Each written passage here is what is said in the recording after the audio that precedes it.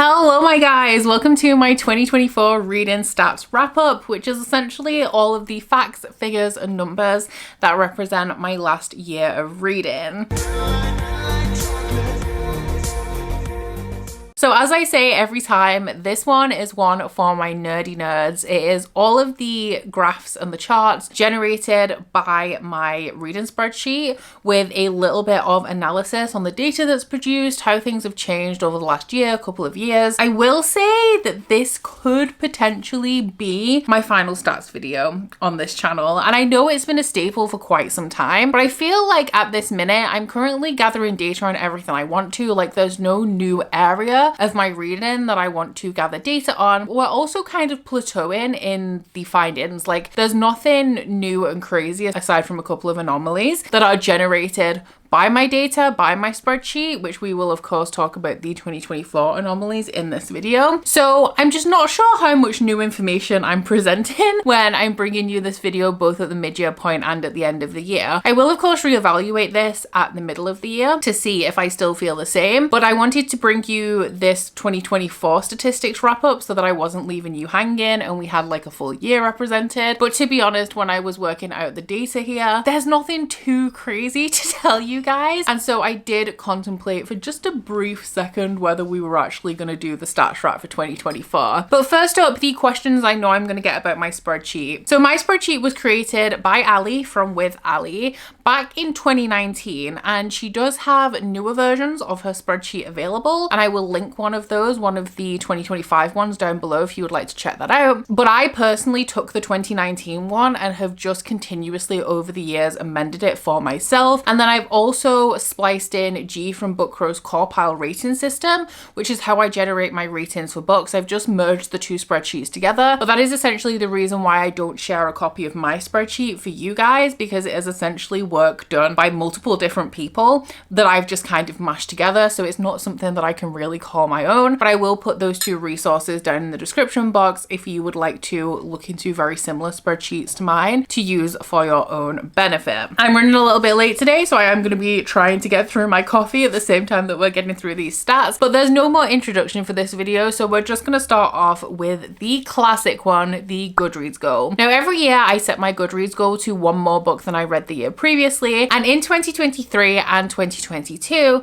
I actually failed my Goodreads goal, and that is the only years that has ever happened in the last like 10 I think years of me actually having a Goodreads goal. In 2021 I was reading a lot, and then due to mental health reasons in 22 and 23 I had to dial it back a little bit. My Goodreads goal is not the be all and end all for me. It is just a number to aim for to see if I'm kind of consistent with years previous. So it's not like I was upset that I didn't meet it, but I also had a slightly lower Goodreads goal than usual last year, which was 96 books. Now I think mainly due to Shelve It or Scrap It, I did manage to hit that goal, and I read quite a lot this year with 109 books total. I say the reason for this is mainly Shelve It or Scrap It because that is a video series that I'm making that has like a certain amount of books that has to be read on like a time constraint, and the time is a little bit flexible. Like my deadline for that can be flexible, but it is like a certain amount of books I need to read in a certain period of time, as well as book club books and other obligations I have going on around that, and maybe, you know, the occasional cheeky mood read. So I'm quite happy with my Goodreads progress, and my 2025 Goodreads goal is going to be set to 110 books. Now the reason why my Goodreads goal isn't the most important thing to me is because when we're talking about reading more or less or how much we're reading in a year, it's actually page count that matters to me the most. And something interesting about 2023 is that while I only read 95 books, I read more pages than I had the year previous, and the amount, like I have read more pages this year, but the ratio of like pages to books is a little bit off because for some reason in 2023 apparently every book I was reading was virtually enormous, because in 2024 I read a total of 44,033 pages, which is just a 1,876 page increase on 2023, which like I said isn't very much considering that I read 14 more books in 2024 than I did the year previous. And usually something like this could be accounted for by graphic novels or manga. And while I did read a few throughout the year, 2024 is by no means my most prolific reading year for graphic media. And there's actually like a couple of manga and comic series that I've previously been up to date on that I fell behind on over the year. So I'm not sure why everything I was reading was significantly shorter. 2024 was the year of the DNF for me, and honestly I plan on blowing that out of the water in 2025. But the average length of book that I read last year was 404 pages, which is still pretty decent, but it is a 39 page per book decrease on 2023. So for the type of book that I read, this essentially tracks whether I'm reading, mainly whether I'm starting series or reading sequels. The standalone and the reread portion of this isn't something that I focus too heavily on, like the numbers fall there wherever they may, but I did have a goal in 2024 to read twice as many sequels as series that I started. I'm gonna be really awkward. I just remembered that I need to put graphs in this video. You wouldn't think that I've been doing this for years. There we go. Let's tip me to the side a little bit. From this table, you will be able to see that I did not achieve my goal. I would have had to read 5 more sequels to achieve the goal that I was aiming for. And while I did not quite make it, I did make a conscious effort, and that is represented in these results, because if I would have had the same goal in 2023, then I would have had to read 12 sequels to make those numbers balance as opposed to 5. I do think that this had a positive impact on my numbers as well, because 49% of the books that I read were sequels, so pretty much half of my reading, and 27% of the books that I read were new series that I started. However, if you watch my series wrap up, you will know that a lot of those I either DNF'd or finished or have otherwise wiped off my slate for the start of 2025, and I'm actually only carrying 10 series that I started last year into 2025, which is a reduction on the year previous. In terms of the books that I read per month, this was a lot more stable than in 23. In 2023, I traveled a lot. It was my first year doing Trover trips. It was my first year really going away, I think at all actually, since the pandemic, and what that resulted in is months where I read pretty much nothing, like 2 or 3 books, followed by months where I read a lot. So the entire graph was going up and down like this, whereas you can see it is a lot more stable in 2024, with every month ranging between 7 and 13. Now 13 is the anomaly. I typically read 9 to 11 books per month. It was really good that this year we only had 7 as the minimum as opposed to 3 last year, and everything was a little bit more consistent. What this also indicates to me is that I am also a little bit better at managing my time now, because even though I still traveled, I think the same amount as I did in 2023, I was still consistent with my reading and maintained that throughout my travels. For the star ratings, now this is where we are continuously seeing things progress in a way that we don't really want them to, because every year my percentage of 5 stars is decreasing. I don't know if it can decrease any more than it did on 2024, because we actually only had 5 5-star reads total, which is a 7 book decrease on 2023 where I had 12 5 stars, and that in turn was a decrease on 2022. So I am consistently enjoying things a little bit less. This year I already, even though it's only January, have been DNFing a lot, so my average rating is higher, because anything that would be a 3-star that I'm not super invested in or below, I'm just not finishing. My 4 stars I had slightly more. This isn't a big deal though, because I did read quite a few more books than I did the year before. My 3 stars, actually 7 more of those, so we had a lot of mediocre books in 2024, which honestly I didn't need my spreadsheet to tell me that. We had 11 more 2 stars. Oof, that's twice as many 2 stars in 2024 as 2023, and the only good news is that there were no 1 stars, and there was 1 in the year previous. For the demographics, this is pretty much where we are seeing absolutely no change, and I am actually a little bit surprised, because I knew that I would have read quite a bit of YA last year, because I read 9 books in the Pretty Little Liars series. So the adult books that I'm reading were at 76%. That's around 3/4 of what I read being adult novels, and this is a 0.3% increase on 2023, so pretty much nothing. For young adult, we just have a 2% increase. I did expect that to be more significant, because I typically don't read very much YA at all, and I knew that I had read a lot consistently in the same series in 24. And then the new adult and middle grade kind of just fall where they fall. There isn't really much to say about them this year, aside from the fact that I didn't read any middle grade at all, but that's not super uncommon because I typically, if I do read any, it's only one or two. For the formats, we do see a couple of increases here. So the standardly formatted novels, which are the physical novels on this pie chart, represent 59% of what I read. So that is a 3% decrease on 23. I'm not sure how significant this is, but I do think that it is definitely accounted for by my increase in both audiobooks and also ebooks. So the audiobooks have been a progressive thing over the last couple of years. I started out being somebody who cannot tolerate audiobooks at all, to somebody who was dipping my toes in, to somebody who quite likes to have an audiobook consistently on the go. I do continuously change up the way that I listen to audiobooks though, because last year I was always having an audiobook that I was listening to, but I was specifically seeking out books that weren't necessarily on my TBR to listen to in audio, where the audio production is better than, or at least just as good as reading it physically, because I am somebody who is highly irritated by sound. And so I am still, even though I listen to quite a few more audiobooks than I used to, I'm still extremely picky about the ones that I do listen to. Whereas now what I tend to be doing is, unless I have a book on my TBR that I know is a good audiobook, in which case I listen to that, I'm just listening to snippets of books that I'm currently reading, using things like my Spotify hours to just dip in and out of chapters at moments where it would be good for me to listen to an audiobook because I can't read physically with my eyes. Because of that, we could see a decrease in audiobooks represented on my statistics, because I would record those books as like having read like the standard novel if I'm only dipping into the audiobook. The second increase we have is in ebooks, and it's only 4%, but I have got myself a Kindle this year and I now prefer to read everything in ebook format. So wherever there is an ebook version, if it's on a 99p deal, or if I can access it through Kindle Limited, or it's a free ebook anywhere, I am choosing the ebook over the print copy. Mainly right now because it's winter, it's for the comfort of it, because you can hold it with one hand and be like wrapped in blankets at the same time. So that I think may start to increase a little bit over the next year or so. It's just at the minute I find it a little bit more comfortable, but I have in the past relied heavily on ebooks and then reverted back to my love of physical books, so it might not even necessarily be like a permanent thing. For the genres, this is where we're seeing a lot of stability, because the fantasy and the fantasy romance that I've read over the years has not changed at all.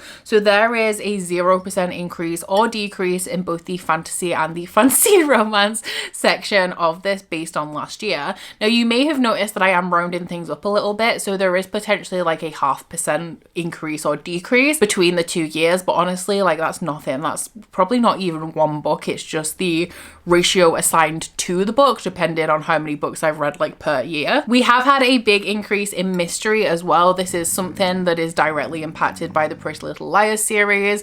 Mystery is not my genre. I can enjoy a thriller, but I don't read too many of them, and mystery is generally not for me. However, we know that I've fallen in love with the Pretty Little Liars series for some reason over the year, and so there's an 8% increase in mystery on 2023. And then we have just a slight increase in romance, contemporary romance specifically.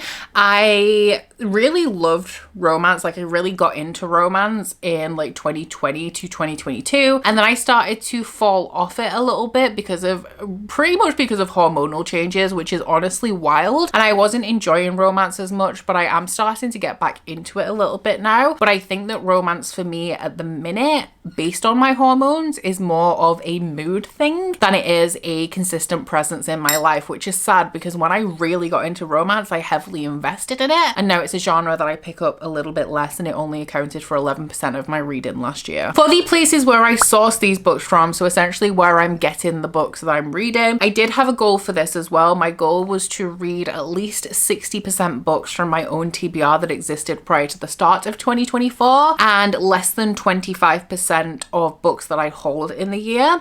And I did meet the hold goal. Like, we did see a very big difference in the amount of books that I hold and I read compared to the year before. Now, something that could have had an impact on this, and I think probably did, is that I actually hold, I think, is it 64 less books in 2024 than I did in 2023. So I simply had less shiny new books to choose from. I did still have a significant amount though. Like, I'm not going to downplay that. I still hold, I think, 110 books as opposed to 174 the year previous, but we had a 15% decrease in the amount of books that I read last year that were hauled last year, and it accounted for just 20% of my reading as opposed to 35% in 2023. However, I did not do so well on the own TBR front, and honestly, it was all going fine until we got to November or December, and it was books that I'd bought for book clubs, I think, that screwed me over a little bit. Like my Patreon book club, I didn't own the books for that, so I picked them up new, and the same for some of my Patreon picks, so it just meant that the ratio of new books that I was reading was a little higher than the older books that I'd had. And the library actually played a pretty big part in this as well. I went back to the library last year. I love my library. Libraries will always have a special place in my heart because when I was young, I come from a very, very low income family, and books was just not something that were bought. There was the odd series that I used to be bought on release. I think there was 2 series on like a different author that throughout my life, like if they had new releases, then they were maybe purchased for me as opposed to having to get them from the library. But generally, like I was such a voracious reader that I was going to the library every Wednesday, and I remember specifically it was Wednesday, and I would get 12 books out, read 12 books in a week, or sometimes even in a couple of days, and be sad because I couldn't go back to the library till the following week to return them all and get new ones out. So I've always loved my library, and I do want to support my library. And in a bid to buy less books last year, I decided to borrow some from my library instead. Things like The Familiar by Leigh Bardugo, but honestly, I was getting them out and I wasn't even reading them.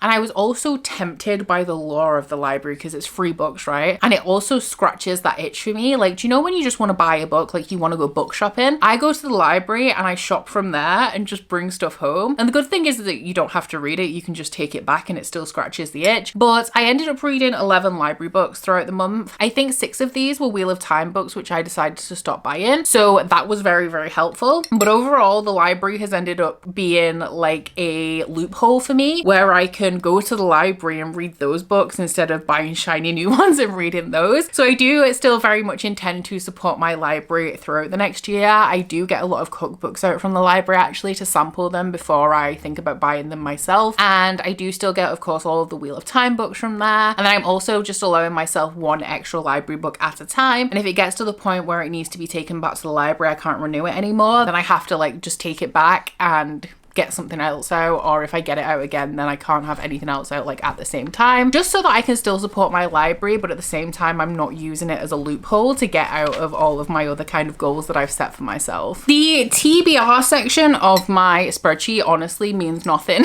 anymore. This used to be super relevant when I had either structured monthly TBRs or like especially when I was doing Bookopoly, but now that my TBR actually mainly only consists of book club books and books that I'm reading for Patreon, it's not really anything to do with accountability, because like last year I had 39 books on my TBR and I read 38, because if a book is on there for a book club or it's an obligation, then I'm obviously going to read it. So it's not a case of me saying that I'm going to read a bunch of books and then not, although that did happen later in the year. If I put a book on just because I feel like it, I don't consider it to be on there because it's an obligation. If I don't get to it, like it's not a big deal. So the books that are accounted for in my TBR are only ones that I actually really have to read. And now that we have, like, for example, Shelve It or Scrap It, which for 2024 was my main focus in terms of reading and content, we have stepped away from like traditional TBRs a little bit. And so this like section of my spreadsheet is pretty much useless at this point. Something else that doesn't really change at all is my author relationship wheel. So this is essentially just making note of whether the authors I'm reading from are ones that I've read from before, whether they are new to me authors, or whether they are authors who have just debuted.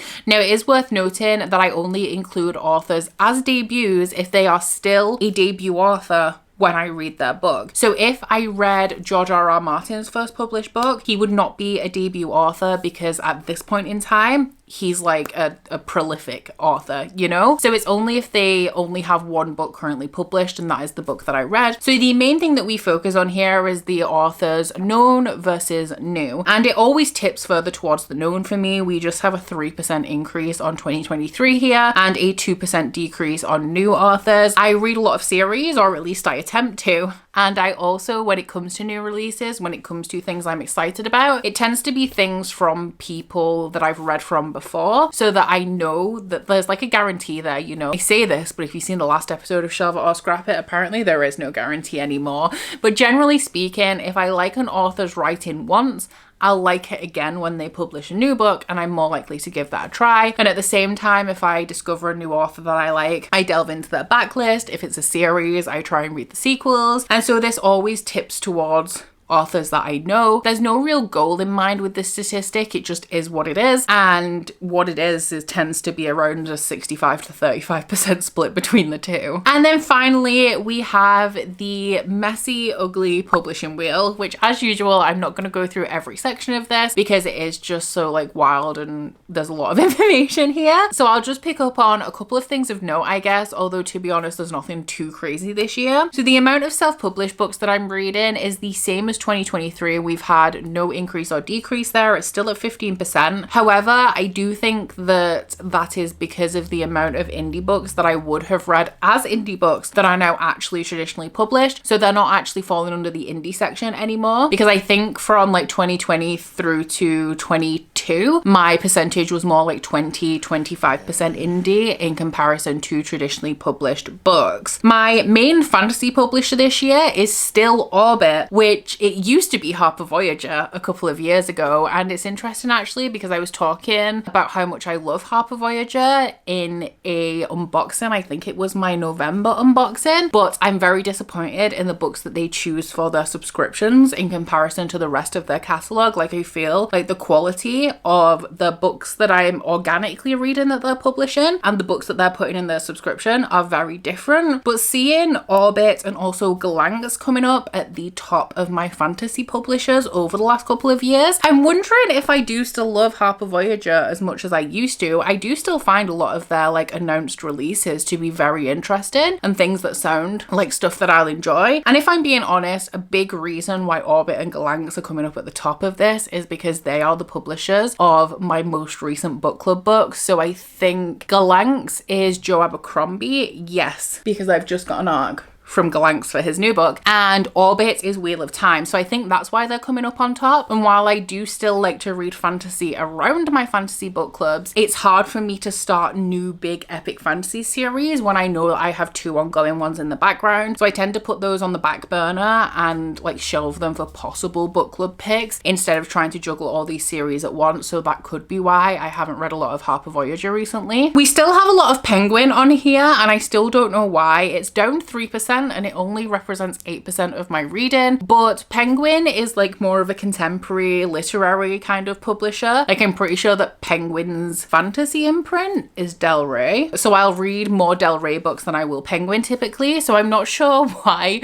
Penguin keeps coming back as like a dominant or a more dominant, I guess, publisher when the amount of books that I read that aren't fantastical is actually really quite small. But here we are. And of course we have an 8% increase in Harper Teen. I didn't read any Harper Teen books in 2023, but I read 9 Pretty Little Liars books in 2024, and all of those are published by Harper Teen, which of course has had a pretty, I say significant, it's only 8%, but given the amount of publishers on here, like 8% is a significant impact on this data. So those were my stats for 2024. And you know what? Now that I've filmed the video, like I always get real into it when I'm filming it. So maybe this will stay on my channel. We'll see how we go. I'll still analyze my data from the midpoint of the year, and I'll see if I have anything significant to report on. I kind of just don't want to be repeating myself. Not even necessarily repeating myself, but going through the trouble of making this video, if nothing significant is kind of coming from it, if that makes sense. But I know that a bunch of you enjoy this video, and I do, as I feel like you can tell with how kind of animated I've got throughout the course of this video. I do actually really enjoy talking about stats because I am a bit of a nerd. I love maths.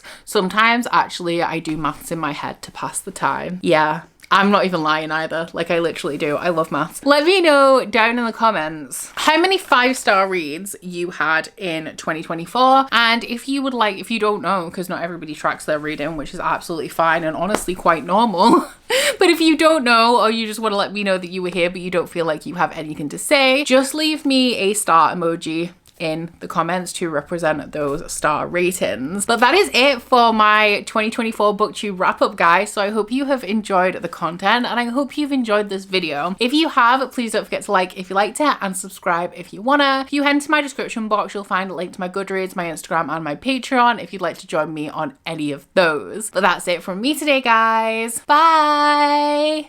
Oh, you bite your friend like chocolate. You say you're a go and nobody knows. With guns hidden under our petticoats. We're never gonna quit it, no, we're never gonna quit it, no.